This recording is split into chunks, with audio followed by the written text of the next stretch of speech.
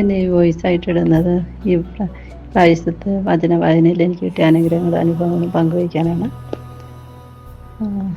വായനയിൽ എല്ലാ ദിവസവും 4 വായനയും എനിക്ക് ഒത്തിരിയേറെ ഞാനുമായി ബന്ധപ്പെട്ട കാര്യങ്ങളായിരുന്നു മൊത്തം.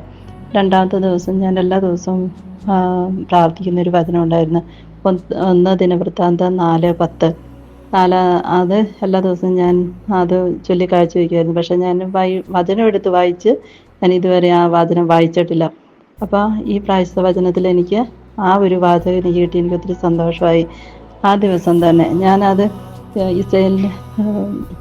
അവൻ ഇസ്രായേലിൻ്റെ ദൈവത്തോട് പ്രാർത്ഥിച്ചു, ദൈവമേ അങ്ങനെ അനുഗ്രഹിച്ച രാത്രികൾ വിസ്തൃതമാക്കണമേ, അങ്ങയുടെ കരം എന്നോട് കൂടിയായിരിക്കും, എല്ലാ വിപത്തുകളിൽ നിന്ന് എന്നെ കാത്തുകൊള്ളുകയും ചെയ്യണമേ. അവൻ്റെ പ്രാർത്ഥന ദൈവം കേട്ടു.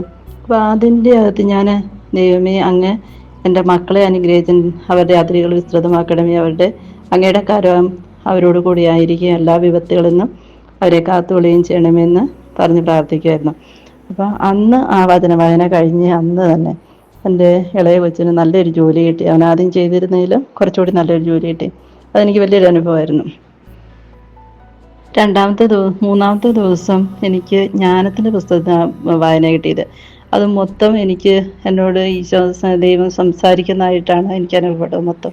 കാരണം വെച്ചാൽ ഞാൻ ജ്ഞാനത്തിന് വേണ്ടി പ്രാർത്ഥിക്കുമായിരുന്നു. അപ്പോൾ ഒരാഴ്ചയിൽ കൂടുതലായിട്ട് എൻ്റെ മനസ്സിലേക്ക് ഭയങ്കരമായിട്ട് പരിശുദ്ധാത്മാവിൻ്റെ വരദാനങ്ങൾ കിട്ടണം, അതുള്ളൊരു ഭയങ്കര പ്രാർത്ഥന. അപ്പോൾ പരിശുദ്ധാത്മാവിൻ്റെ ജപമാല ചൊല്ലി കാഴ്ച വെക്കുമായിരുന്നു ഞാൻ. അപ്പോൾ ആ ഒരു പ്രാർത്ഥനയിൽ, ആ ജ്ഞാനത്തിന് വേണ്ടിയുള്ള പ്രാർത്ഥനയും ജ്ഞാനം അതും കർത്താവ് ദൈവം എന്നോട് സംസാരിക്കുകയായിരുന്നു. പിന്നെ നാലാമത്തെ വായന എനിക്ക് മത്തായിയുടെ സുവിശേഷം 27 മുതലാണ് കിട്ടിയത്.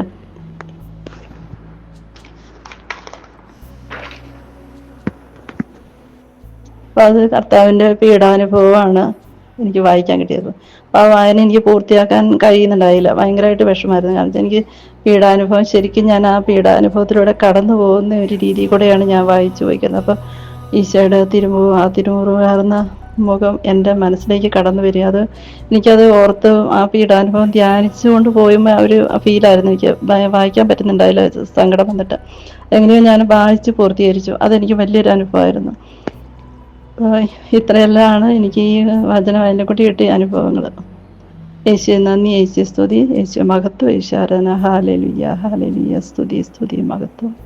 ഇനി പ്രത്യേകിച്ചൊരു കാര്യം പറയാനുള്ളത്, എനിക്ക് ഈ പ്രാവശ്യം വചന വായന ഉണ്ടായിരുന്നില്ല. അപ്പോൾ ഉച്ചയ്ക്ക് 1:30 കയറാനുണ്ടായിരുന്ന ആൾ ഉണ്ടായില്ല. അപ്പോൾ റോസനെ വിളിച്ചു, ചേച്ചി, അപ്പോൾ ഞാൻ ഓൺലൈനിലുണ്ടായിരുന്നു, ചേച്ചി വായിക്കാൻ പറ്റുമോ എന്ന് ചോദിച്ചു. അപ്പോൾ ഞാൻ പറഞ്ഞു എനിക്ക് വായിക്കാൻ പറ്റുമോ, ഞാൻ വായിച്ചോളാം എന്ന് പറഞ്ഞു. അങ്ങനെ ഈ പ്രാവശ്യം എനിക്ക് കർത്താവിനോട് സംസാരിക്കാൻ വേണ്ടി കർത്താവ് എനിക്കായി എന്നെ വിളിച്ചൊരുക്കിയതാണെന്ന് ഞാൻ മനസ്സിലാക്കുന്നു.